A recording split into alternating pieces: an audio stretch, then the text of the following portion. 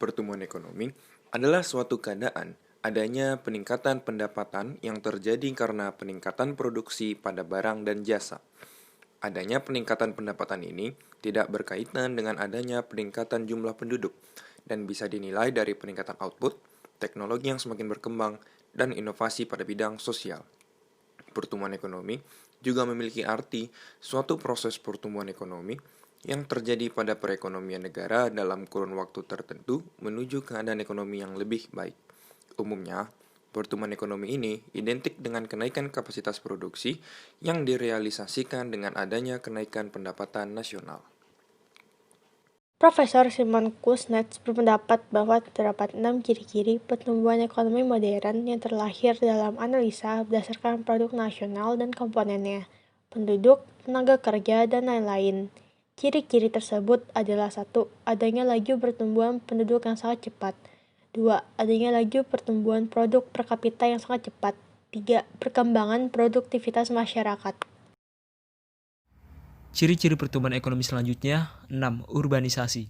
Pertumbuhan ekonomi modern kerap ditandai dengan semakin banyaknya penduduk negara maju yang berpindah dari pedesaan ke daerah perkotaan. 7. Adanya ekspansi negara maju. Namun pertumbuhan pada negara maju kebanyakan tidak sama. Hal itu sebagian besar karena perbedaan latar belakang masa lalu ketika ilmu dan pengetahuan modern mulai berkembang. Dan yang terakhir, terjadinya arus barang, modal, dan manusia yang semakin meningkat antar bangsa. Faktor-faktor pertumbuhan ekonomi, yang pertama adalah efisiensi dari sumber daya alam dan sumber daya manusia. Yang kedua adalah kemajuan pesat dari iptek. Dan yang ketiga adalah tingkat inflasi dari suatu negara. Dan yang terakhir adalah tingkat suku bunga. Pada dasarnya, pertumbuhan ekonomi akan dinilai menggunakan perbandingan pada komponen yang mampu mewakili keadaan ekonomi suatu negara terhadap periode atau tahun sebelumnya. Terdapat 2 komponen yang bisa dimanfaatkan untuk menilai atau mengukur pertumbuhan ekonomi pada suatu negara. Yang pertama, produk nasional bruto atau gross national product.